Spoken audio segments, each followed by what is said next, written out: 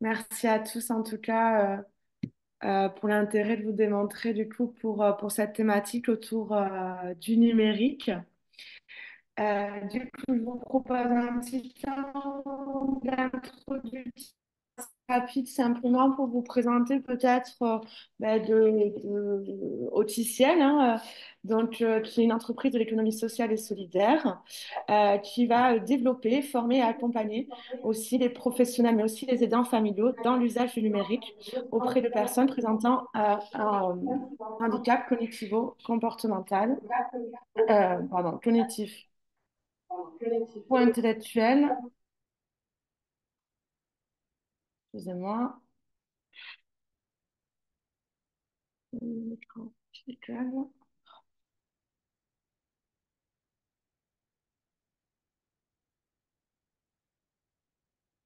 Hop,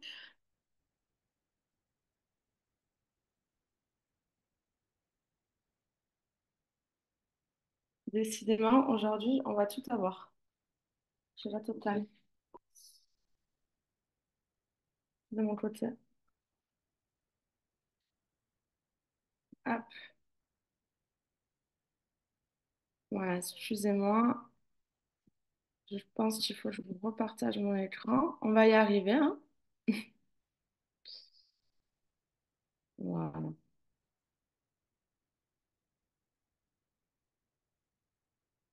Alors, tac, Zoom, c'est pas un outil que je connais très très bien, que je maîtrise très très bien, donc je m'excuse. Hop, si j'ai un peu de mal à l'utiliser. Voilà. Du coup, comme n'importe quelle entreprise de l'économie sociale et solidaire, on est doté d'une mission sociale qui est celle de développer des solutions numériques innovantes pour aider les personnes en situation de handicap mental et cognitif à être plus autonomes au quotidien et mieux incluses dans la société. Donc, Auticiel a développé un organisme de formation qui est certifié Calliope, qui existe depuis 2015. L'idée de cet organisme de formation, c'est de proposer deux types de formations, à la fois des formations aux outils numériques dans leur globalité, qui seraient adaptées aux personnes que nous accompagnons. Et donc pour ça, ben, on mène des actions auprès du CRAIF comme aujourd'hui, d'établissements comme Formavision, de CRA, etc. Et puis, on propose aussi des formations là, plus spécifiques aux applications Amitio, qui sont des applications qui sont développées et conçues par Auticiel. Le programme pour du coup notre échange aujourd'hui, hop. Donc l'idée c'est de vous proposer d'échanger sur des éléments d'apport et de limite du numérique dans l'usage auprès des personnes que nous accompagnons.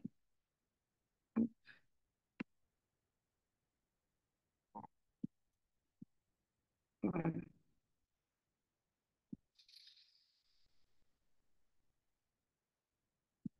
Hop, de vous proposer des éléments de précision sur comment choisir et adapter l'outil numérique en fonction du profil de la personne accompagnée, comme une nécessité dans la mise en place de l'outil numérique. Et puis, on abordera du coup des exemples d'outils, notamment d'applications numériques, autour de quatre grandes thématiques, à savoir se familiariser avec le numérique, le domaine de la communication, les repères temporels et les apprentissages. Et puis, on finira du coup cette présentation sur l'utilisation du numérique pour accompagner les aidants et échanger des pratiques. Quelques éléments de définition. Du coup, les outils numériques, c'est une vraie opportunité pour les personnes qu'on en accompagne. C'est un outil qui est universel, très souvent qui est familier aux enfants, qui suscite de leur part une curiosité importante et souvent un enthousiasme. Les enfants vont être donc plus attentifs et plus motivés aux propositions d'apprentissage sur l'outil numérique. Ils perçoivent aussi les dents alors comme un complice avec lequel ils vont partager leur centre d'intérêt privilégié. Ces outils permettent souvent plus facilement de maintenir la motivation que des médiations traditionnelles et de favoriser des modes d'attention conjointe. Donc, c'est un outil qui a un puissant pouvoir de motivation, hein, qui est la base de tout apprentissage. C'est un outil qui va être souple et intuitif, qui est facile, on peut facilement limiter le nombre d'informations qui vont être présentes sur l'écran, sélectionner aussi certaines d'entre elles, choisir des couleurs, des formes d'icônes. Des informations vont être présentes du coup de manière plus explicite et sans ambiguïté. Les personnes TSA souffrent généralement de difficultés à gérer la complexité des informations et à les traiter de manière pertinente. Et donc, l'outil numérique va nous permettre justement de découper l'information en petites séquences brèves et donc faciliter la mise en œuvre après les apprentissages.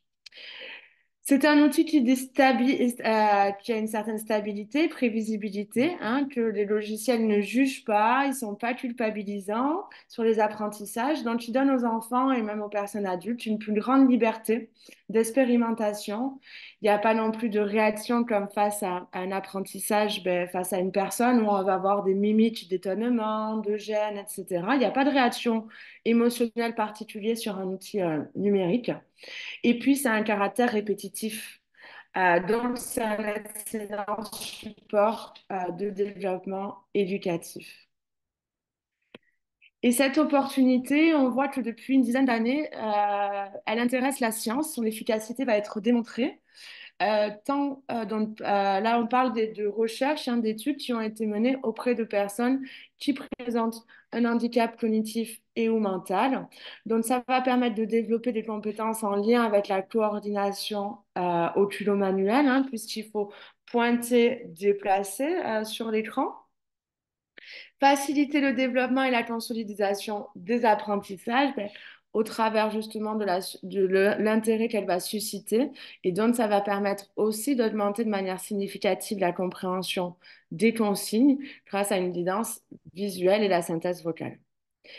C'est des outils aussi qui ont montré leur efficacité dans le développement de l'autonomie, de soutien à la communication, mais aussi comme un outil pouvant aider au repérage dans le temps, dans l'espace, qui va permettre de planifier, d'organiser des tâches, ou tout simplement comme un assistant aussi intelligent en milieu résidentiel. On a aussi des études qui montrent les avantages à utiliser les outils numériques par rapport à des outils traditionnels pour développer les compétences adaptatives et socio-communicatives. Et puis, contrairement un peu à une idée reçue sur l'usage de l'écran tactile, quand l'utilisation de l'écran tactile est réalisée par deux personnes, on remarque que c'est un outil qui va promouvoir l'interaction interindividuelle positive, qui va faciliter les échanges et qui va fournir un cadre plus sécurisant pour débuter une interaction sociale. Néanmoins, comme n'importe quel outil, il y a des limites qui sont facilement identifiables.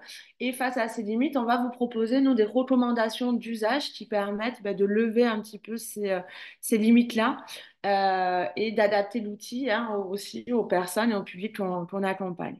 Bon, d'abord, des limites au niveau de l'approche. Ben, forcément, nous, quand on va approcher le support numérique, on préconise qu'il soit approché vraiment comme un outil pédagogique et non uniquement comme une fin à visée occupationnelle. On va distinguer les usages de l'outil numérique dans l'écran tactile. Des limites aussi physiques et ergonomiques à l'outil. Donc, il y a une capacité de stockage qui est limitée. Donc, il va falloir peut-être adapter à l'aide d'une carte SD ou autre. C'est un outil qui a besoin d'être rechargé. S'il n'y a pas de batterie, il n'est pas fonctionnel. On ne va pas pouvoir l'utiliser. Et puis, nécessiter peut-être d'adapter l'ergonomie pour le rendre être facilement transportable. Pour l'adapter, on va peut-être utiliser aussi, on le verra un peu plus tard, mais on va aussi adapter la taille de l'écran en fonction de l'âge de la personne et de l'usage qu'on en fait. On ne va pas utiliser un écran trop petit, par exemple, si on veut utiliser le support à deux.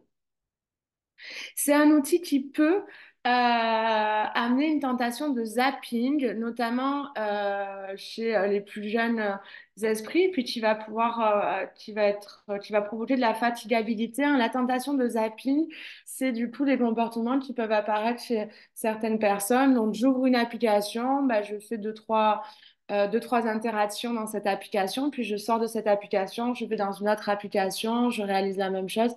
Et en fait, je ne vais jamais réaliser un exercice du début à la fin. Donc ça aussi, on verra hein, dans les recommandations comment on peut limiter ce type de comportement. Et puis des limites aussi dans l'utilisation de l'écran tactile. Donc dans le cadre de loisirs autonomes, on va préconiser des écrans à faible dose avec une durée limitée. On préconise aussi la non-utilisation des écrans avant 3 ans, d'être attentif au fait que l'utilisateur peut rentrer dans un apprentissage en essai-erreur, c'est-à-dire que tant que souvent, vous savez, les applications d'apprentissage, elles vont pas montrer à l'utilisateur qui se trompe. Il va y avoir une interaction positive avec l'outil quand l'utilisateur donne la bonne réponse. Et donc, on peut avoir des personnes, des utilisateurs qui vont tester un peu de manière aléatoire les réponses jusqu'à ce qu'il se passe quelque chose. Et donc là, on n'est pas forcément dans un utilisateur qui va être vraiment dans un apprentissage, mais qui est plus dans un essai-erreur et qui attend au bout d'un moment qu'il se passe quelque chose quand il sélectionne la bonne réponse. Et puis, c'est un outil qui ne va pas remplacer ni la guidance du parent, ni la guidance du professionnel, c'est-à-dire que ça amène un outil avec une guidance verbale, un outil avec une guidance visuelle. Il va peut-être avoir la nécessité de guider physiquement la personne en plus de ces deux guidances, d'utiliser aussi d'autres supports hein, pour structurer l'usage de l'outil. Et pour apprendre comme n'importe quel outil, hein, il va falloir apprendre à la personne à l'utiliser de manière adaptée et en autonomie. Au niveau, donc, par rapport à ces limites, on vous propose des recommandations d'usage. D'abord, c'est un outil, comme je disais, à mettre au service de la pédagogie. On va adapter, accessoiriser l'outil pour qu'il soit mobile. On va faire attention si c'est un outil de communication aussi dont la personne a besoin au quotidien, de le recharger, d'adapter les interfaces, de faire évoluer les applications. Et puis, assurer un suivi qui ne va pas remplacer la guidance humaine, hein, qui est importante aussi dans l'interaction. Elle est utilisée dans... on va être attentif à réadapter pardon, l'outil en fonction des évolutions et des apprentissages de la personne et de ses particularités.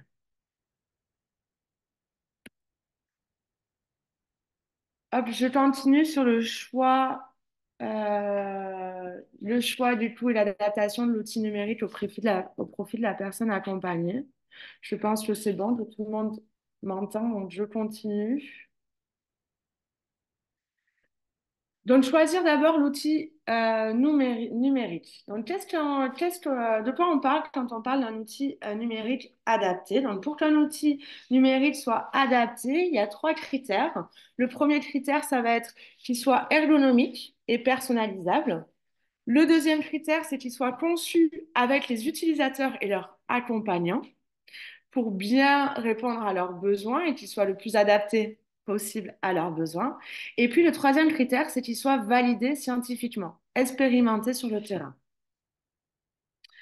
Donc pour le premier critère, pour l'ergonomie, la personnalisation, on sera donc attentif à l'intérêt de cette personnalisation, donc au fait qu'on va personnaliser en fonction de la sensibilité de la personne, en fonction de l'environnement direct et puis du niveau cognitif de la personne. La personnalisation, c'est vraiment ce qui va permettre d'augmenter les capacités de progression de la personne et de favoriser la transposition dans le réel. Plus la tablette est personnalisée et adaptée à son utilisateur, hein, plus on a de chances aussi qu'il l'utilise et qu'elle fasse levier vraiment dans son apprentissage. Au niveau de l'ergonomie, on va avoir des consignes, au niveau des consignes visuelles et sonores, on va regarder si c'est des guidances qui sont paramétrables, qu'on pourra adapter en fonction du niveau de la personne et de son fonctionnement. On va être attentif à ce qu'il y ait pas de perturbateurs type les fenêtres pop-up, qu'il y ait beaucoup d'écrans, qu'il y ait de la publicité, des choses comme ça qui peuvent venir perturber l'usage. Et puis, on va être attentif à ce qu'à l'intérieur de l'application aussi d'apprentissage, on y ait une progression par niveau de difficulté qui va permettre de bien s'adapter au niveau de progression de la personne et éviter qu'il soit mis en échec ou qu'on utilise des applications ou un niveau de difficulté trop important par rapport à la personne. Le deuxième critère, c'était de placer l'utilisateur au cœur du processus d'innovation. Pardon, je vous propose plutôt cette diapositive. Donc, pour placer l'utilisateur au cœur du processus d'innovation, l'idée, c'est d'abord de partir du besoin de la personne, des bénéficiaires, des aidants professionnels ou des aidants familiaux. À l'écoute de ce besoin, on va définir un projet. On va proposer soit une nouvelle fonctionnalité, soit carrément une nouvelle application qu'on va mettre en test auprès d'un comité de bêta-testeurs. Et puis, on va rentrer dans une phase d'interaction entre, du coup, les personnes qui développent l'outil, hein, l'application numérique adaptée, et puis les utilisateurs. Et on va faire des allers-retours de ces tests pour pouvoir vraiment améliorer et adapter vraiment euh, l'outil aux besoins énoncés par les bénéficiaires et les aidants professionnels. Une fois qu'on arrive à une version assez stable de l'application, où on pense qu'on a bien répondu du coup aux besoins évoqués, on va faire ce qu'on appelle une mise en production, c'est-à-dire qu'on met à disposition de tous les utilisateurs cette soit nouvelle fonctionnalité ou cette nouvelle application. Au niveau du troisième critère, la validation scientifique et l'expérimentation sur le terrain, par exemple, on a une application qui s'appelle Logiral qui a été développée suite à une recherche qui a été réalisée par le docteur Gepner et Tardif, qui ont montré que les enfants autistes peinent à décoder le monde environnant car le tempo est trop rapide pour eux. Et l'idée, du coup, c'était du coup de proposer une application qui permet le ralentissement audiovisuel de vidéos, qui permet aux personnes TSA de regarder davantage les scènes présentées à l'écran, de stabiliser leur regard sur les zones du visage, de la bouche et des yeux. Ici, l'idée, c'est d'avoir accès à des informations cruciales pour favoriser l'imitation faciale, verbale et gestuelle, pour aider au décodage des expressions faciales et à la résonance émotionnelle, et pour faciliter tout ce qui est lecture labiale, synchronisation audiovisuelle et la compréhension et l'expression du langage. Donc, c'est une application qui a été développée suite à une étude qui a été réalisée et des effets positifs du coup d'une exposition à des séquences vidéo ralenties sur l'attention et la communication sociale et les troubles des comportements des personnes TSA. Donc, on permet en ralentissant l'image sans distorsion ni du son ni de la voix, ni de l'image, pardon. Ça permet à la personne de traiter correctement l'information, hein, de mieux s'ajuster à son interlocuteur, de répondre de façon plus adéquate et d'être plus adapté socialement.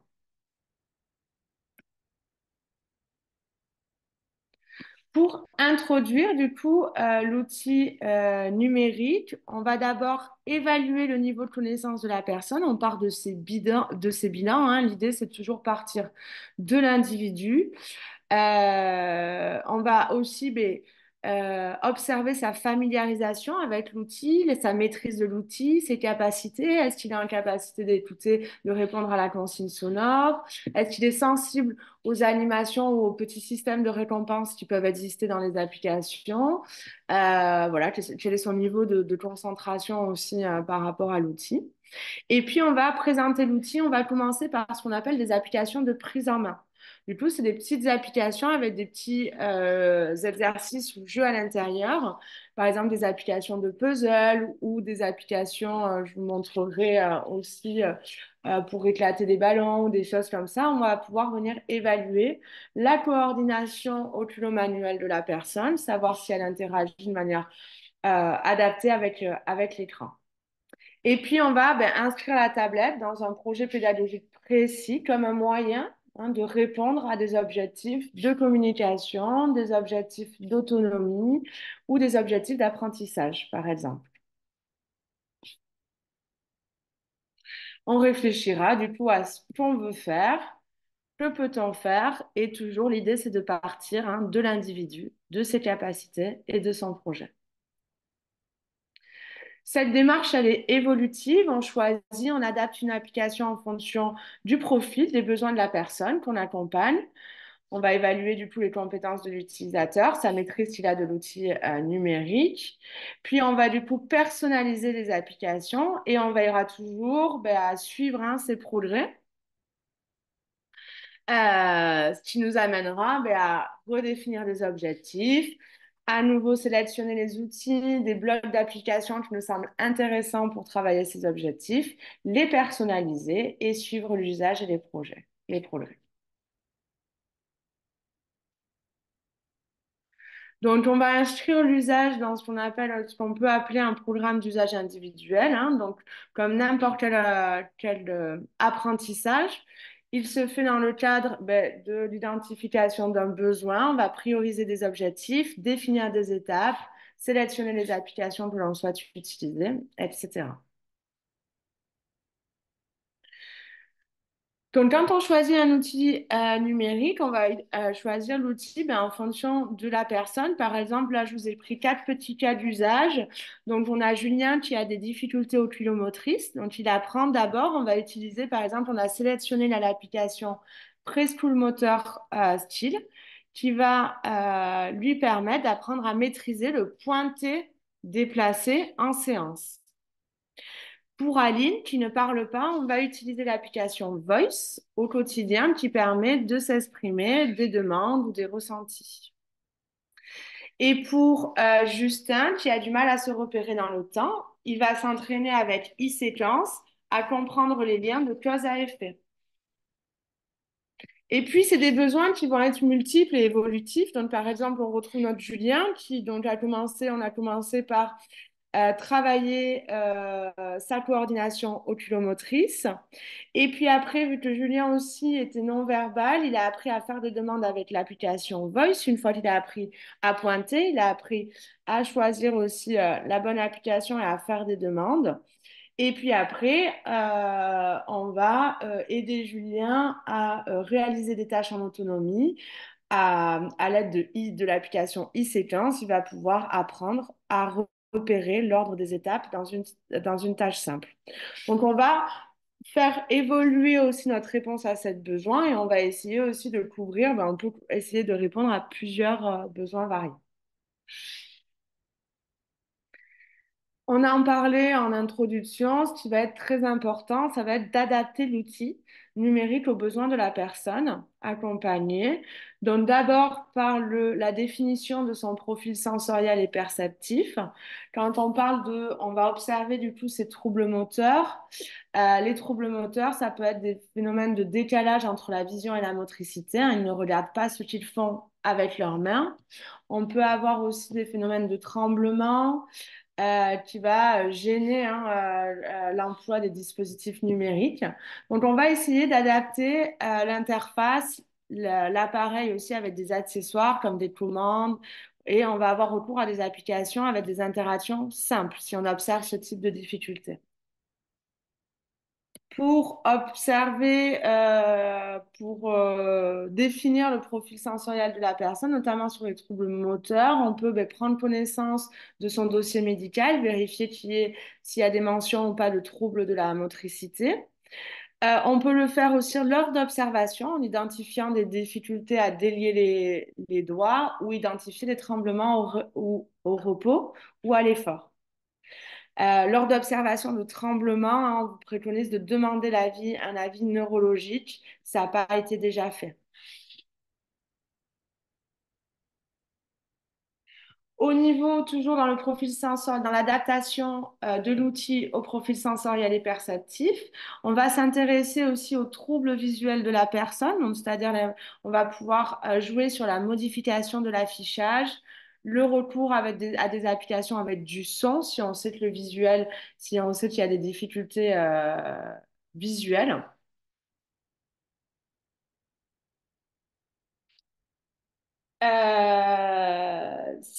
Donc pour vérifier s'il y a des troubles visuels, si la personne est verbale, ben, on va pouvoir vérifier ses capacités oculomotrices et l'identification visuelle qu'elle peut réaliser. Puis si la personne est non verbale, on va uniquement pouvoir vérifier par contre ses compétences oculomotrices. Et puis on va s'appuyer sur un avis médical, bien sûr.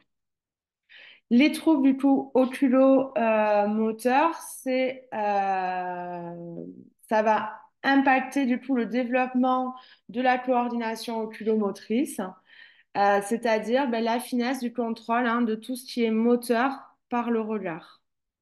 Donc, on va jouer sur des adaptations des modes d'interaction, l'entraînement au point de dépasser avec des applications. Et puis, on va éviter les applications avec publicité ou des choses comme ça parce qu'on sait que la personne ne va pas être autonome pour pouvoir revenir sur son activité.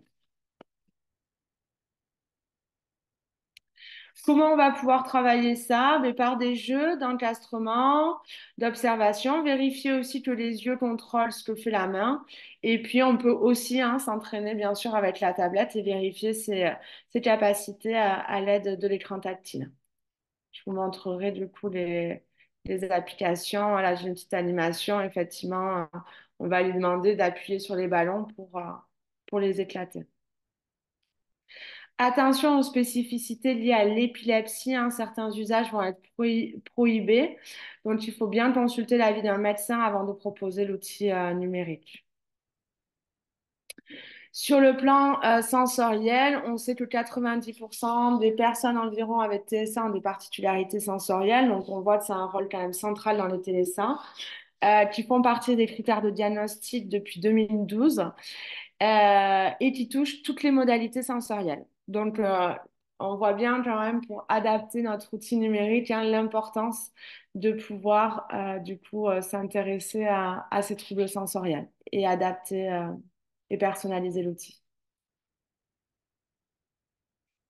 Les conséquences de ces perturbations sensorielles, ben, ça va être qu'on est avec des personnes qui ont soit une hypersensibilité, donc une réaction exagérée et ou prolongée aux stimuli, et ou à l'inverse, une hyposensibilité, c'est-à-dire une absence de réaction, une réaction lente face à des stimulations sensorielles, que ça soit du coup, là, au niveau visuel, enfin, tout le profil sensoriel.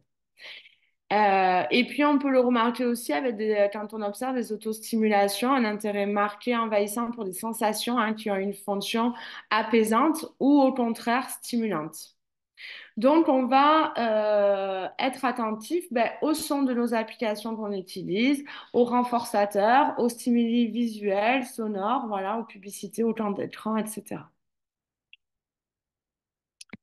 Je pense que certains d'entre vous le connaissent. Pour aller plus loin l'identification des troubles sensoriels, pour une évaluation, il existe un outil qui se rapporte à la théorie de l'intégration sensorielle qui s'adresse à tout le monde, le profil sensoriel de Dune, qui peut être utilisé pour les ergothérapeutes, les psychomotriciennes, pour les équipes éducatives au quotidien qui n'ont pas de référentiel sensoriel. C'est des profils, c'est une évaluation qui est assez facile à réaliser on est assez guidé par des questions auxquelles on doit répondre sur le quotidien de la personne qui vont permettre après de détecter justement des anomalies, donc soit en hyper, soit en hypo sensorialité.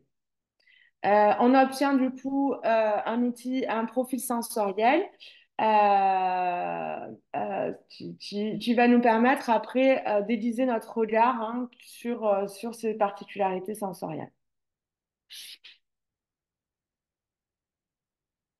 On a aussi le profil sensoriel Boldachina, qui est là aussi un questionnaire de 232 questions, euh, qui, euh,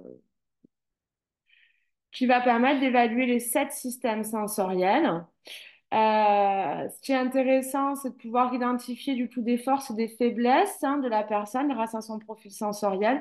Ça vous donne aussi un profil sensoriel sous forme d'arc-en-ciel avec un nombre de cases de couleurs qui va indiquer justement euh, quel système sensoriel est affecté. Sur l'importance aussi de l'observation de la clinique pour consolider les informations de l'entourage. Et puis quand c'est possible, on va pouvoir même faire contribuer la personne elle-même à l'analyse de ses comportements. Donc une fois qu'on a tous ces éléments-là, on va pouvoir du coup s'intéresser à l'adaptation de la tablette ou bien du smartphone aux spécificités sensorielles. Donc déjà, vous avez dans les menus, dans les paramètres généraux en général, donc des paramétrages d'accessibilité sur l'appareil. On va pouvoir installer par exemple un launcher. Je vous montrerai ce que c'est. C'est un système de double interface qui va permettre de sécuriser l'usage. On va adapter aussi les applications qu'on a choisies, la difficulté des exercices, l'ergonomie de l'interface, et puis on va ajouter des accessoires. On peut aussi utiliser un clavier adapté. Je vous ai mis là 2 exemples de claviers adaptés, le keyboard et le flashboard. Pour installer un launcher, je vous ai mis un exemple de launcher adapté qui est le Beat Launcher qui va permettre du coup justement d'avoir une interface, un écran d'accueil qui va être plus ergonomique où on va pouvoir, mais du coup, c'est l'aidant qui va décider, comme sur le launcher Amiteo, qui va décider effectivement des applications qu'il met à disposition du bénéficiaire pour favoriser son usage en autonomie. Exemple tout simple de l'intérêt du launcher, je pense qu'il va parler à beaucoup. C'est pour des enfants qui sont très à l'aise sur YouTube et qui utilisent déjà l'outil numérique pour aller voir des vidéos ou aller écouter de la musique. Là, on va pouvoir, grâce à l'installation d'un launcher, ne mettre à disposition sur leur interface que, par exemple, l'application de communication, si c'est ce qu'on souhaite qu'ils utilisent, et ne pas mettre à disposition l'application YouTube pour favoriser l'usage, l'approche pédagogique de l'outil. Ça ne veut pas dire qu'on va lui interdire à tout jamais d'utiliser YouTube, mais peut-être qu'il sera nécessaire de distinguer les accès. Et donc, soit on lui met à disposition sur son outil, sur son interface, quand on juge que c'est le moment de ses loisirs autonomes et donc il a accès à l'application, soit carrément on peut distinguer l'usage, c'est-à-dire qu'il va demander effectivement avec sa tablette de communication sur laquelle un launcher est mis en place, il va demander à regarder une vidéo sur YouTube et on va pouvoir lui proposer sur un ordinateur ou sur un autre support pour bien différencier les 2 types d'usage. Le launcher, ça va permettre aussi de protéger l'accès aux paramètres généraux, ce qui évite que l'utilisateur se balade dans les paramètres généraux et puisse gêner l'usage qu'on souhaitait favoriser, mettre en place. Donc là, on parlait de l'interface d'accueil de la tablette, mais on va aussi s'intéresser dans les applications elles-mêmes, adapter l'interface des applications, leur aspect visuel, la taille des items, leur animation, le contraste. On va s'intéresser aussi au mode d'interaction. Est-ce que on peut paramétrer ce mode d'interaction, verrouiller les paramètres? Personnaliser le son, la vitesse d'élocution de la synthèse vocale de la tablette et puis le type de synthèse vocale qu'on va utiliser. Et enfin, dans les applications d'apprentissage, on a souvent accès à un système de récompense à l'intérieur de l'application. Donc, on va s'intéresser à ce système de récompense, à l'adapter en fonction de la personne. On va adapter la durée, l'intensité, est-ce qu'il faut qu'il revienne régulièrement ou est-ce qu'on peut espacer l'apparition de ce système de récompense, le visuel, etc. On va aussi s'intéresser aux accessoires. Euh, Donc, on va pouvoir, sur une tablette ou un smartphone grand public, hein, on peut rajouter une coque pour éviter que l'outil soit trop fragile et se casse. On va pouvoir aussi penser à une sacoche, à une bandoulière pour le rendre le plus mobile possible, que ça soit bien pratique pour la personne. On peut aussi travailler à l'aide d'un stylet. On va pouvoir aussi utiliser un clavier externe ou autre. On peut brancher des enceintes, etc. Et puis, plus spécifiquement, sur du matériel là, on va pouvoir ajouter du matériel plus spécialisé, comme des commandes oculaires, des contacteurs ou tous les accessoires en termes de domotique, hein, d'usage du numérique au sein du domicile. Je vous propose du coup, avant de passer au temps d'échange, je vous propose de découvrir certaines applications donc, autour des quatre thématiques dont je vous ai parlé lors de l'introduction. Petit message d'avertissement, les prix qui sont affichés sont vraiment à titre indicatif. On n'est pas euh, euh, les mieux amenés pour vous informer sur leur évolution, hein. C'est les éditeurs et la politique des stores des applications qui vont s'appliquer. Nous, on n'en est pas responsable. Donc, ça correspond au prix du téléchargement initial. Ça ne prend pas en compte quand c'est des applications, il faut des achats intégrés à l'intérieur des applications. Je vous propose de découvrir quelques exemples d'applications. D'abord sur la première thématique, puisqu'on a dit que pour introduire un outil numérique, on allait d'abord travailler la familiarisation avec cet outil. C'est pas pareil de regarder des vidéos YouTube que d'interagir avec un outil numérique, par exemple. Donc, on va observer deux types de compétences, la coordination oculo-manuelle, donc comment il interagit avec l'écran tactile, est-ce qu'il est à l'aise pour pointer, déplacer sur l'écran tactile, et puis du coup sa capacité à exécuter des gestes précis et coordonnés à travers de la motricité fine. Donc, on va travailler le pointé d'abord, notamment avec les enfants peut-être les plus jeunes ou des personnes adultes éloignées, justement, qui seraient éloignées de l'écran tactile, qui n'auraient pas eu beaucoup d'expérience d'interaction et d'expérience avec l'écran tactile.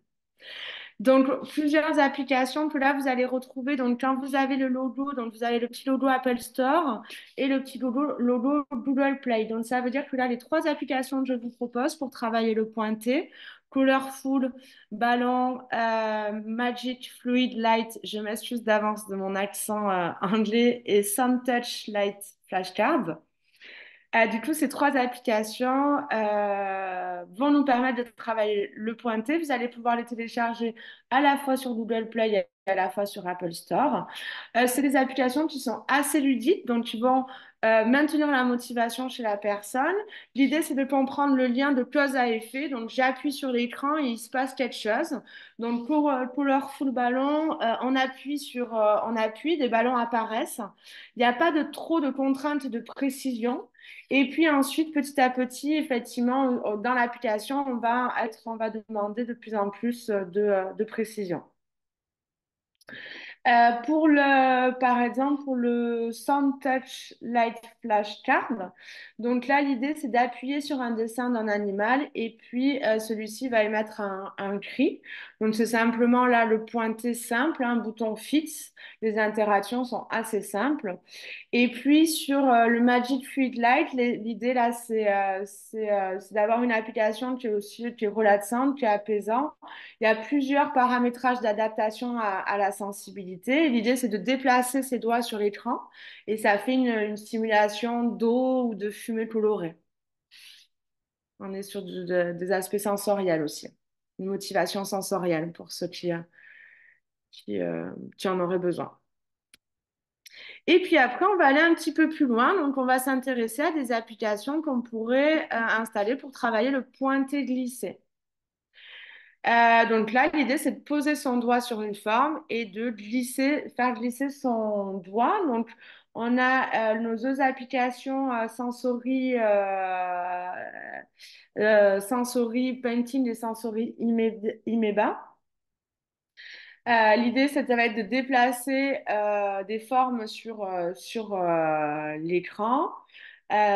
Sensory Painting, ça affiche un visuel à l'endroit où l'utilisateur va poser son doigt.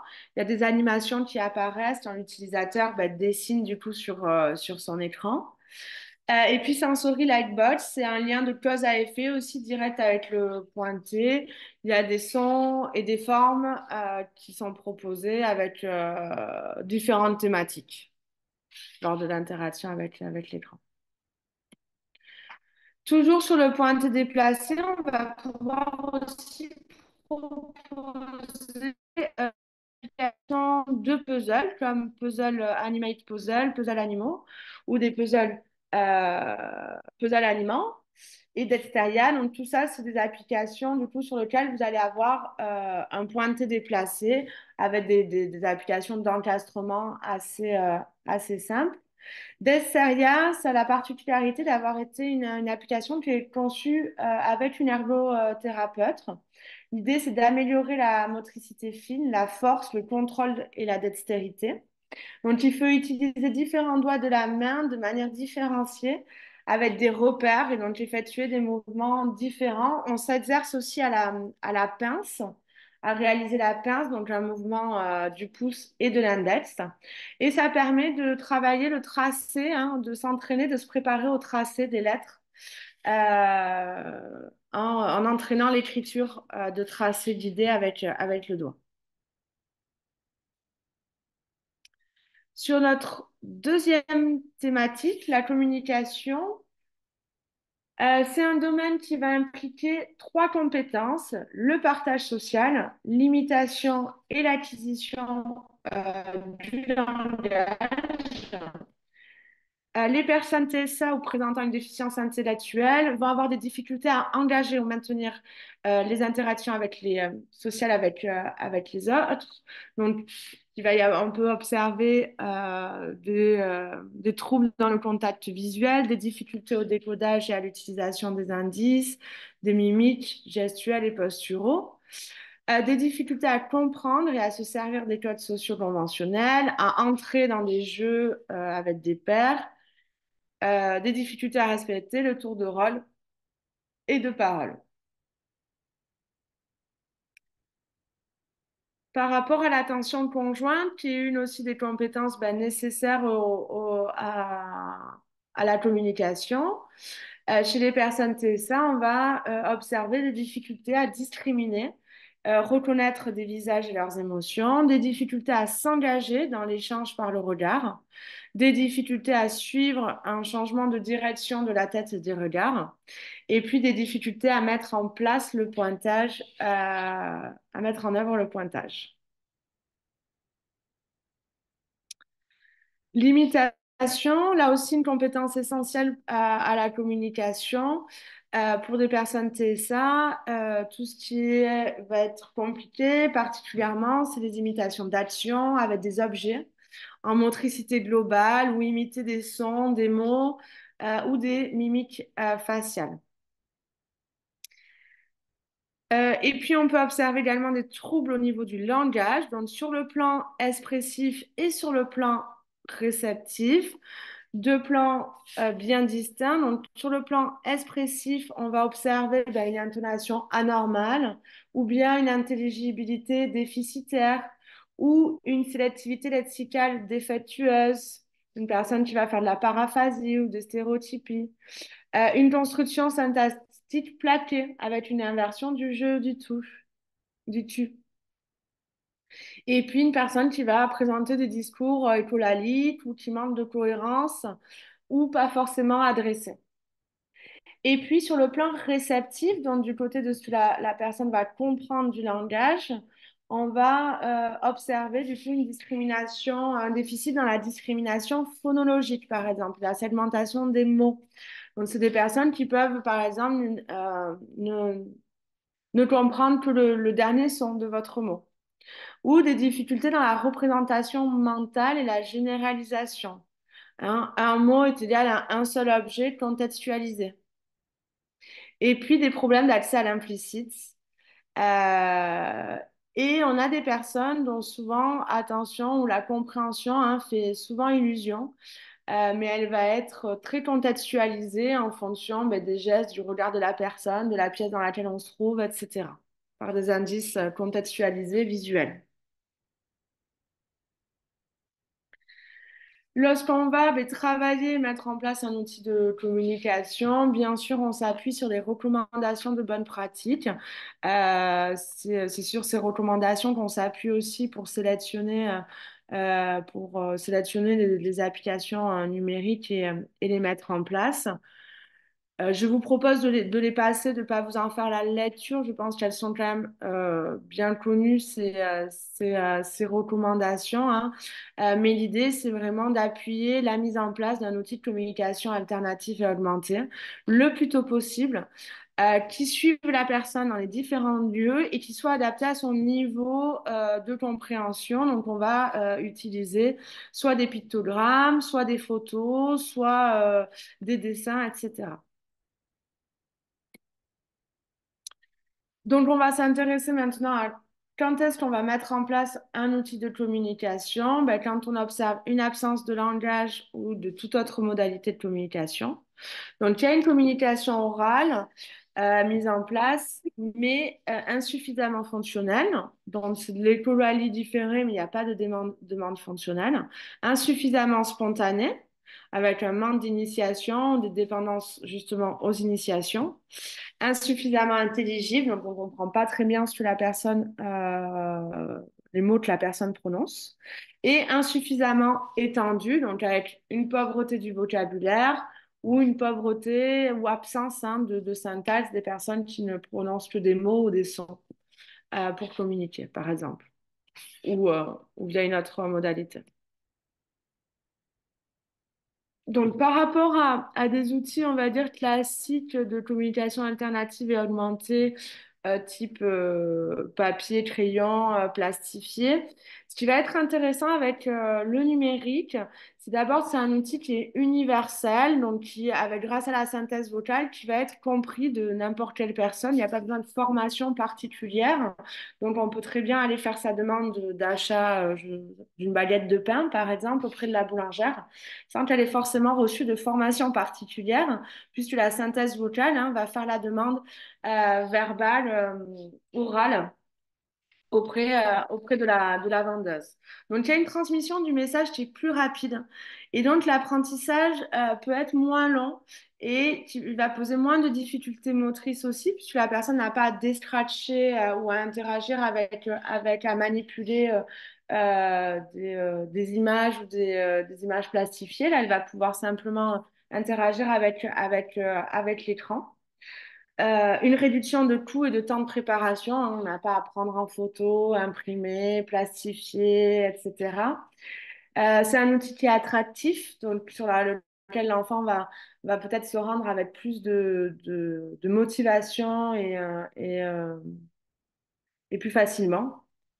Néanmoins, c'est quand même un outil, voilà, il faut pas oublier de travailler quand même l'attention conjointe et que la personne ne soit pas en train d'utiliser son application de communication tout seul sans forcément interpeller la personne, son partenaire de communication.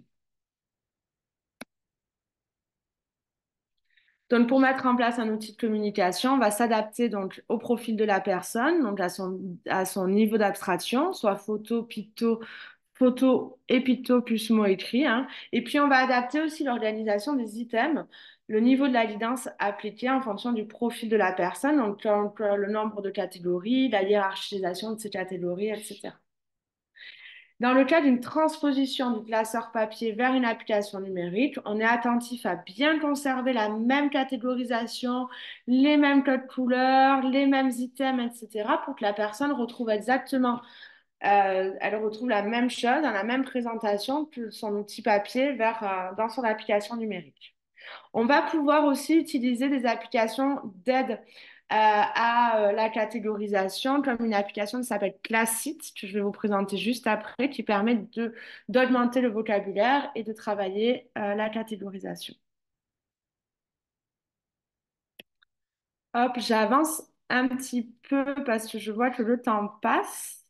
Donc, sur les outils de communication, plusieurs applications. Une application qui est gratuite, My First Words, peut-être avec lequel on peut démarrer, qui va permettre d'augmenter la compréhension des mots, des noms propres, des noms communs, la généralisation d'un contexte. Les catégories peuvent correspondre à un thème, à une activité, une histoire, travailler en classe, un projet de classe, etc. On a l'application aussi iFeel, qui est une application de notre série Amicio, qui va permettre d'exprimer un besoin, une émotion ou un ressenti grâce à des pictogrammes et à la voix de synthèse. On va pouvoir tout personnaliser, à la fois le son, l'image, les vignettes présentées, les ressentis paramétrés, etc.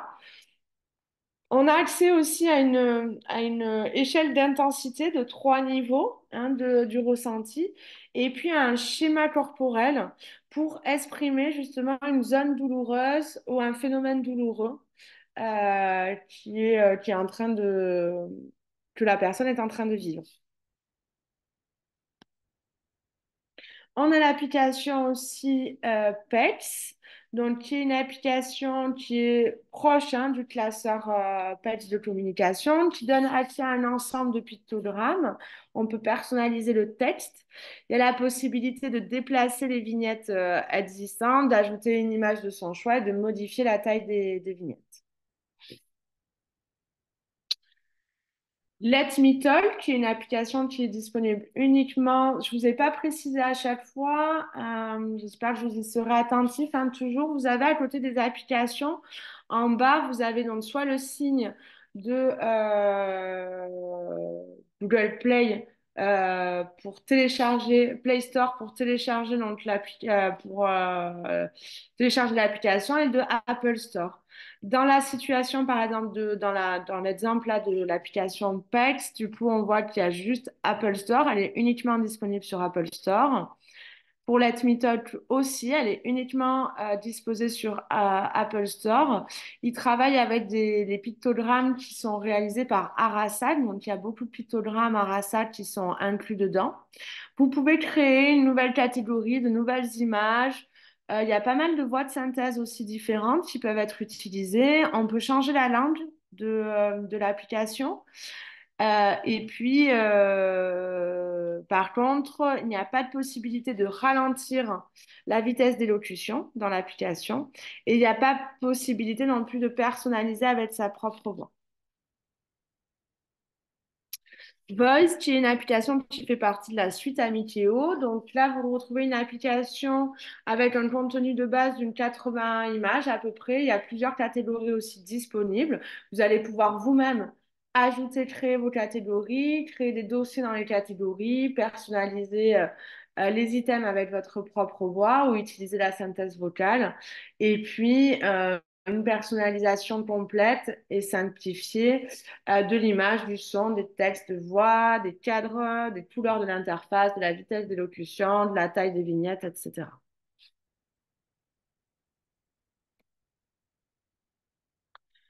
L'application Proloco To Go qui va être disponible là, uniquement sur Apple Store. Donc ça, c'est une application qui met à disposition, vous avez plus de 10 000 mots à disposition avec 23 grilles de communication préprogrammées.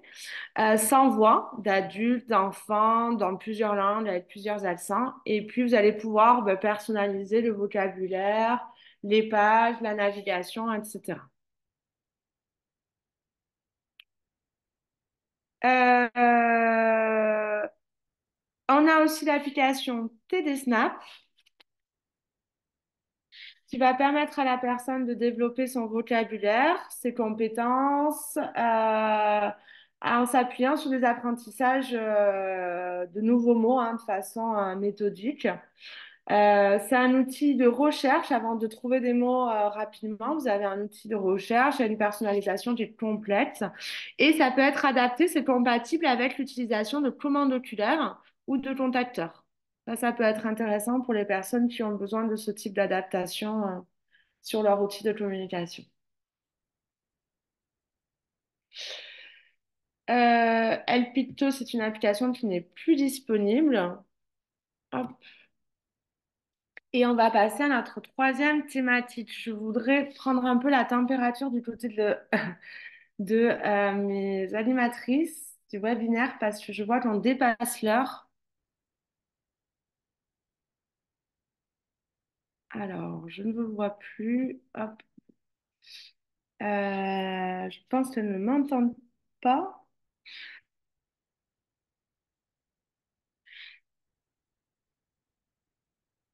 Je voudrais savoir combien de temps je déroule jusqu'au bout de ma présentation.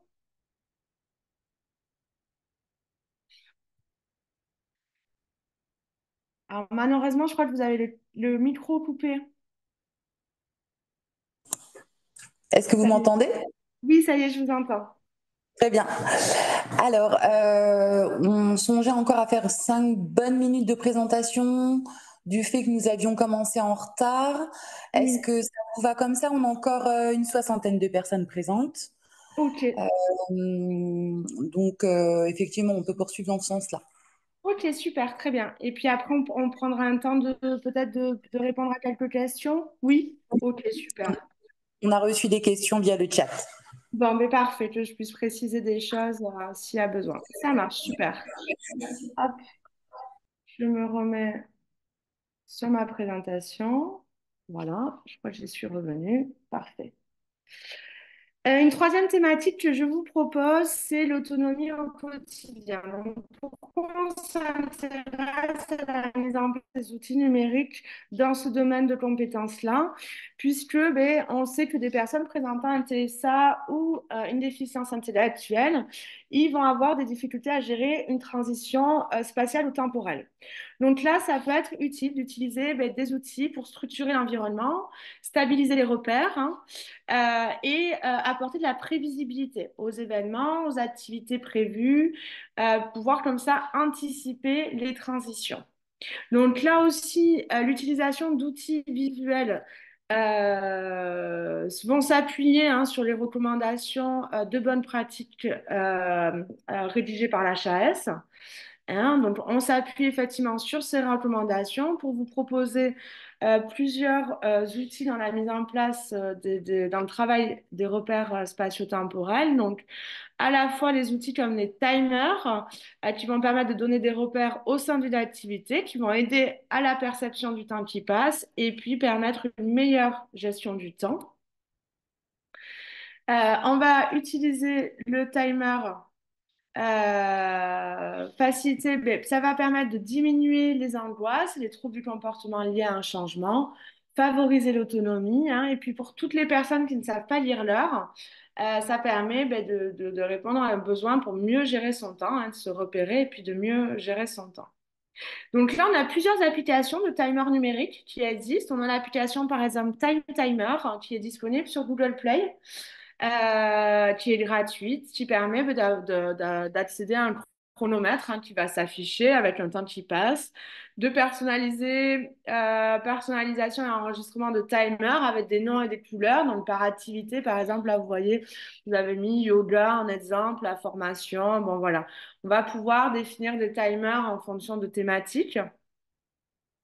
Le nombre de timers enregistrés est limité à 6. Et par contre, attention, il faut qu'il y ait quand même un certain usage d'autonomie hein, pour la personne, puisqu'il va y avoir beaucoup de fenêtres pop-up sur ces time timers. En général, sur les applications gratuites, hein, c'est un phénomène qu'on va retrouver régulièrement, l'apparition de ces fenêtres pop-up. On a l'application Visual Timer, qui est également gratuite, disponible sur Google Play, qui va proposer donc un indicateur avec du temps qui s'écoule. On va pouvoir choisir une couleur. On va pouvoir rajouter des minutes en cours de route ou des secondes. Il y a l'enregistrement aussi de timer renseigné. Voilà, on peut changer le thème. Une application intéressante pour démarrer. Dans la suite Amikeo, on a aussi une application timer qui s'appelle Timein. On va avoir donc des timers prédéfinis. On va pouvoir personnaliser, bon, comme dans toutes nos applications, on a une personnalisation qui est complète, à la fois des formes, des couleurs, du temps, de la musique utilisée. Euh, et il est utilisable uniquement à la verticale. Vous allez pouvoir l'installer uniquement à la verticale. Une petite proposition de synthèse sur ces outils de timer. Du coup, par rapport à ces trois applications, donc l'indicateur du temps de temps qui s'écoule hein, est présent sur les trois applications. La personnalisation du timer est plutôt effective sur l'application Timing et Time Timer. Et puis l'enregistrement de timer pré-renseigné va être disponible sur Visual Timer et Time Timer, mais pas sur Timing. Ouais.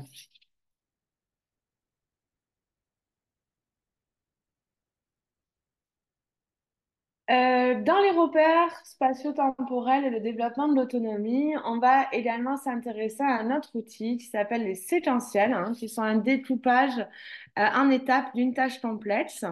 Donc, ça permet à la personne ça amène une guidance hein, pour favoriser l'autonomie et puis ça permet de rester aussi dans le dynamique, dans le rythme de l'activité à réaliser. Donc, à quel moment on va utiliser un séquentiel? À la fois en amont, hein, avant l'apprentissage d'une notion, pour approcher cette notion-là, justement, pendant la réalisation de la tâche, ben, en soutien, en autonomie, hein, en guidance, et puis après la réalisation de la tâche, en évaluation et correction. Les outils numériques qui sont disponibles pour travailler, pour mettre en place des séquentiels, on en a parlé un petit peu dans l'introduction dans les cas d'usage. Donc, on a l'application iSequence, qui est une application qui est uniquement disponible sur Apple Store, qui présente 100 séquences différentes avec 6 personnages. L'idée, c'est de venir travailler la bonne compréhension de la chronologie des événements. Les séquences traitent l'autonomie comme se laver les mains, s'habiller, etc. Mais aussi des situations du quotidien, comme ben, prendre le bus, acheter du pain, etc. Donc, il y a des exercices très intéressants à l'intérieur et puis une personnalisation qui est possible. On peut créer aussi sa séquence. Dans la suite Amikio, on a aussi une application qui aide à la mise en place de séquentiels. Donc là, on est vraiment sur la réalisation de séquentiels qui vont guider hein, la personne vraiment dans la réalisation concrète de la tâche. Donc, on peut attribuer à chaque étape une image ou une vidéo. Donc, on va créer depuis la tablette ou bien récupérer depuis notre galerie. On va ajouter un texte, un message sonore. On a la possibilité de créer des étapes à liste. On a la possibilité de créer des étapes aussi où la personne va faire un choix. On a la possibilité d'ajouter un timer sur les étapes. Et puis, on a la possibilité aussi de rattacher, de relier hein, une séquence à l'application Agenda, qui est une application qui permet, qui a un emploi du temps numérique, qui fait partie aussi de la suite Amikio. Et donc, par exemple, on va pouvoir relier une séquence de brossage de dents hein, à l'activité brossage de dents de notre emploi du temps numérique. Petit tableau récapitulatif des fonctionnalités de ces deux applications, donc e-séquence et séquence de la suite Amikeo. Sur les deux applications, vous allez pouvoir personnaliser le contenu. Il n'y a pas de personnalisation, par contre, avec les vidéos sur e-séquence. C'est uniquement disponible sur séquence. Il n'y a pas non plus la possibilité d'ajouter de timer sur e-séquence. Par contre, vous allez retrouver des exercices hein, qui vont permettre de travailler la pré-réalisation de la tâche, qui vont permettre à la personne de travailler effectivement l'organisation avant la réalisation de cette tâche. Toujours dans notre thématique des repères temporels, donc on a aussi l'utilisation d'outils type agenda qui vont permettre à la personne de gagner en prévisibilité, d'anticiper, de favoriser aussi leur autonomie, le développement de l'autodétermination des personnes en situation de handicap, maintenir la motivation et puis d'enseigner la flexibilité. Pour ça, on va travailler au début par appareillement hein, entre l'image proposée sur l'emploi du temps et puis l'activité en cours. On va utiliser uniquement la guidance physique hein, pour enseigner les consignes visuelles. S'il y a des changements à réaliser dans l'emploi du temps, on préconise de le réaliser avec la personne hein, pour enseigner la flexibilité. Et puis, on va adapter l'organisation d'emploi du temps au niveau de la personne. Donc, on peut lui présenter sur la journée, la demi-journée, la semaine. Vous voyez, on va adapter cette présentation et cette organisation en fonction de la personne. Quels outils numériques sont proposés sur cette thématique? Donc, on a Niki Agenda, qui est un calendrier journalier et hebdomadaire, qui est disponible à la fois sur Google Play et sur Apple Store. Euh, voilà. Hop, j'essaie d'avancer un peu. On a aussi l'application Routine Factory, qui est une application donc, disponible aussi sur tablette Android et sur iPad, qui permet de renseigner des routines hein, quotidiennes. Par contre, il propose uniquement une vue jour. Voilà, mais il y a la possibilité de créer des nouvelles applications, des nouvelles activités, pardon, dans l'application, des alarmes, des récurrences. On peut décaler une activité, etc. On a donc dans la suite Amitéo, je vous le disais en parlant de l'application Séquence, donc l'application Agenda qui permet d'avoir une vue semaine et une vue à la journée. On a une personnalisation complète et simplifiée, comme à chaque fois. Et puis le lien hein, avec l'application Séquence qui va permettre du coup de lancer une séquence depuis un événement de son agenda. L'utilisation est uniquement à l'horizontale pour ces deux applications d'ailleurs, pour Séquence et pour Agenda. Un petit tableau récapitulatif du coup de ces trois applications. Ce qu'on remarque, ce qui peut un petit peu aider au choix, à choisir entre ces trois applications, ben, sur Agenda, par exemple, on n'est pas sur un emploi du temps numérique multiprofil, c'est-à-dire que la tablette est attribuée à un bénéficiaire et donc c'est cette personne-là qui utilisera l'application Agenda. Alors que sur les autres applications, vous allez pouvoir créer, vous allez pouvoir utiliser la même application avec plusieurs personnes. Ce qui peut changer aussi, peut-être, c'est au niveau donc, des rappels. Les rappels sonores. Alors, les rappels sonores sont bien présents dans Agenda. Et puis, la qualification de l'activité, c'est-à-dire si elle doit être annulée, si c'est une activité favorite ou récompensée, ça, c'est uniquement faisable sur Niki Agenda. Voilà, j'essaie de vous mettre en évidence un petit peu les points importants peut-être avant la mise en place de l'outil.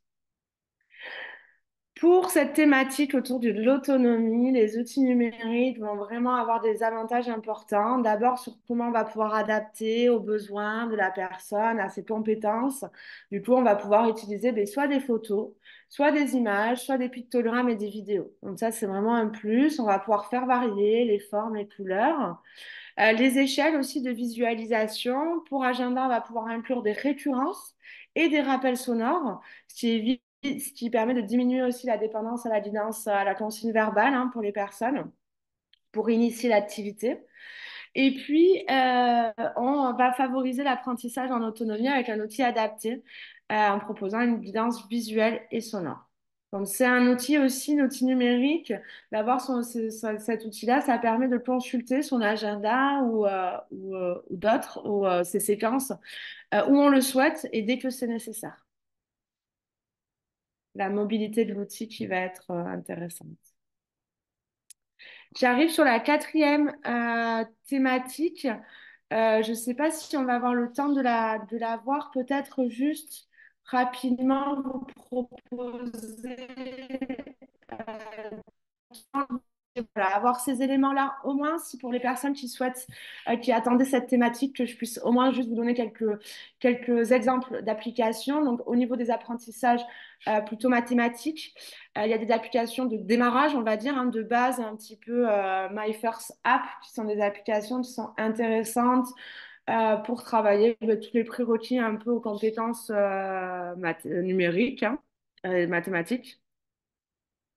On a l'application Ladydoigt aussi qui va être intéressante pour travailler ces notions-là. Les nombres de Montessori, disponibles uniquement sur Apple Store. Toujours dans My First App, l'application Series qui va être là disponible sur Apple Store et sur Google Play. MyBly, là qui est plutôt adapté à un niveau scolaire et à un suivi hein, plus en lien avec les contenus scolaires, hein, les attendus scolaires dans ce domaine. Et puis au niveau de la lecture et l'écriture, on a plusieurs applications aussi, comme le son des lettres par Montessori, qui sont plutôt disponibles sur les applications Apple Store uniquement. Sur Google et Apple Store, on a une application d'écriture. J'écris en script ou j'écris en cursive. Des applications avec des achats intégrés à l'intérieur. Je vous en parlais rapidement. L'application aussi classique qui va permettre de travailler l'identification de vocabulaire, la catégorisation de ce vocabulaire et puis la généralisation. Dans le travail de la catégorisation, on a aussi l'application, donc toujours dans la série My First App, Short It Out. Vous avez des applications aussi qui travaillent sur les opposés. Et puis, les applications aussi Learn and Joy qui sont très intéressantes, qui sont en lien avec les programmes scolaires, qui sont des applications qui sont vraiment dédiées aux apprentissages scolaires, bien adaptées pour que les aidants puissent bien accompagner et mettre en place des apprentissages scolaires. Voilà, et puis très rapidement quand même, je voulais vous présenter, donc pour finir, juste par rapport à l'accompagnement des aidants et à l'échange de pratiques, donc une application qui s'appelle Sarah qui permet de sensibiliser à l'autisme grâce à des petits jeux. Vous êtes un petit personnage, voilà, vous pouvez choisir votre personnage. Voilà, c'est une application qui est assez ludique et qui permet de sensibiliser au handicap, notamment à l'autisme et du coup sur lequel on peut s'appuyer pour échanger sur la différence. C'est une application qui est gratuite et qui est disponible sur les deux magasins d'applications, Google Play et Apple Store. On a aussi une plateforme collaborative qui s'appelle applicationautisme.com, qui est une application qui est pardon, une plateforme qui va permettre d'informer, de conseiller, de partager. Donc, c'est une plateforme collaborative sur laquelle les aidants professionnels ou les aidants familiaux vont pouvoir noter, mettre des commentaires sur certaines applications qu'ils ont testées. Ce qui permet aux autres personnes hein, de faire un peu un tri de ces applications. Voilà, je m'arrête là. Je suis arrivée au bout de ma présentation. Merci Amélie Bérard pour cette sensibilisation aux outils numériques et les nombreuses possibilités d'apprentissage. Nous avons eu des questions via le chat et je vais laisser ma collègue Céline Bégora faire le porte-parole. Alors, du coup, je vais essayer d'être synthétique dans les questions dont je vais faire part. Alors, une question sur.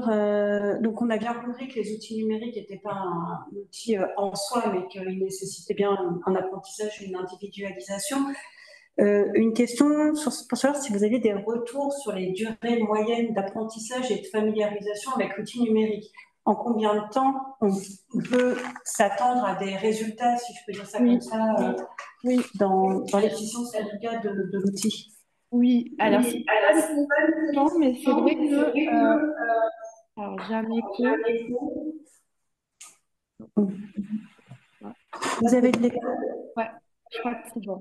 Oui, donc très bonne question du coup. Effectivement, alors il n'y a pas vraiment de préconisation voilà, de temps d'utilisation type, voilà, de un enfant de 6 ans, il doit utiliser tant de temps la tablette avant d'être autonome ou tant de temps les applications d'apprentissage. Ça va être vraiment très individuel en fonction des fonctionnements de la personne. En plus, on ne peut pas vraiment en préjuger à l'avance. Il faut vraiment le tester, commencer par des petites applications. Effectivement, le temps de concentration et le temps d'usage, on va vraiment le calquer au temps de concentration. Donc, si c'est une personne qui a un temps de concentration sur une activité autour des 5 ou 10 minutes, on va vraiment adapter du coup l'usage de la tablette à ce temps de concentration, hein. On sait qu'au-delà de ce temps-là, il a besoin d'une pause ou il a besoin d'accéder à une activité plaisante avant de se remobiliser. Voilà, un petit point donc j'aurais pas vraiment la seule préconisation que je peux faire là-dessus, c'est votre observation et votre connaissance aussi de la personne, de ses capacités d'attention et de concentration. C'est comme un autre apprentissage, comme sur n'importe quel support. Donc, il faut bien sûr être attentive à proposer des pauses pour la personne et proposer, si nécessaire, un système de récompense tangible, hein, qui sera utilisé à l'extérieur de la tablette. C'est pas parce qu'à l'intérieur de votre application d'apprentissage, par exemple, il y a un petit jeu à un moment donné qui effectivement donc, crée de l'intérêt pour la personne, qui permet que voilà, il travaille sans trop avec facilité parce que c'est plaisant. Ça ne veut pas dire que la personne n'aura pas besoin voilà, de pause ou d'accéder à je sais pas, à son jeu préféré ou à son activité préférée après 10 minutes de travail sur la tablette. Voilà, donc il faut être attentif quand même à ça. Avec la question des renforçateurs, aussi une question de quand la tablette est elle-même un renforçateur pour la personne, est-ce que du coup il y a apprentissage possible? Est-ce qu'on peut avoir cette double utilisation? Est-ce qu'il n'y a pas de risque de confusion? Oui. Voilà. Alors, il peut y avoir effectivement un risque de confusion sur les usages, c'est-à-dire un risque de confusion. Une personne qui a un fort attrait pour l'écran numérique et qui a déjà pris des habitudes, par exemple en famille, hein, sur le téléphone ou sur la tablette, d'y faire ce qu'il veut, entre guillemets, c'est-à-dire bah, d'aller sur les applications qui sont les plus ludiques et plaisantes pour lui et pas forcément d'utiliser la tablette comme un outil, un support d'apprentissage. Là, je vais conseiller quand même je pense, d'observer, de mettre en place quand même un système d'interface pour pouvoir maîtriser justement l'accès ou pas à certaines applications. Euh, il faut prendre vraiment l'usage d'une tablette numérique comme un tableau de choix. C'est-à-dire que si on lui met à disposition 10 applications plaisantes, mais une seule application avec laquelle on veut qu'il travaille, on a des chances effectivement d'être gêné dans la mise en place de notre apprentissage, puisque ben, la personne va vouloir utiliser les applications qu'elle apprécie le plus plutôt que nos applications d'apprentissage. Donc, ça peut être bien de distinguer les usages, d'utiliser aussi peut-être des supports visuels pour faire comprendre à la personne dans son emploi du temps, par exemple, ben, quand est-ce qu'elle pourra utiliser la tablette pour regarder une vidéo ou faire une activité autre, plaisante, mais sans contrainte et sans... ce ne sera pas une activité dirigée par l'adulte, hein, elle sera vraiment dans une activité de loisir autonome. Et puis, les temps tablette où là, on va utiliser, où là, c'est dirigé, où là, c'est l'adulte, hein, ou l'aidant hein, qui va venir, du coup, cibler les usages sur l'outil. Un besoin d'apprentissage. Ok, donc je vois l'heure qui tourne, je vais peut-être vous poser deux dernières questions. Il y avait aussi une question sur le financement de ces aides. Est-ce que c'est des outils qui peuvent faire l'objet d'une aide financière, alors possiblement dans le cadre d'aides techniques peut-être? Oui. Et alors comment on peut argumenter de fait leur financement, parce que je sais qu'il y a des fonctionnements très différents d'un département à l'autre, donc je ne Oui. sais pas si Oui. ce financement est équivalent Ouais. partout. Alors, effectivement, on pense notamment aux applications de communication qui sont des applications où on va vraiment ben, apporter une aide technique pour la personne, donc qui peuvent être financées effectivement dans le cadre du recours à la PCH, hein, donc il faut faire la demande auprès de la MDPH. Pour ça, comme n'importe quelle demande d'aide financière, l'idée c'est effectivement d'argumenter un maximum. Donc là, j'inviterai les personnes à se rapprocher effectivement soit de professionnels, soit de bilans. Dans l'idéal, c'est un bilan orthophonique hein, avec une préconisation de l'usage de telle ou telle application de communication, par exemple, ou de l'outil pour telle et telle chose, ou si c'est plutôt l'utilisation, je ne sais pas, d'une application d'aide à l'autonomie, de l'agenda, mais là, on va s'appuyer sur les bilans peut-être de l'ergothérapeute ou l'évaluation. Voilà, là, on va s'appuyer vraiment sur des évaluations de professionnels pour bien identifier le besoin, donc pour que la MDPH puisse bien avoir une idée de ce besoin-là. Et puis, on va aussi proposer peut-être des éléments de notre recherche de l'outil en disant, ben voilà, nous, par exemple, par rapport à la communication, par rapport aux besoins de la personne, à son fonctionnement, à ce qui est disponible, entre guillemets, sur le marché, hein, à ce qu'on connaît des outils de communication et préconiser l'usage de telle et telle application. Donc à la fois des bilans de professionnels et puis à la fois des éléments de votre recherche, hein, de l'outil que vous avez sélectionné comme étant le plus adapté hein, aux besoins de la personne pour lequel l'outil va être mis en place. Du coup, on terminera sur une dernière question qui porte cette fois-ci sur les applications à destination des adultes. On a eu plusieurs questions. Il y a pas mal d'applications qui ont été montrées qui sont plutôt à destination des enfants.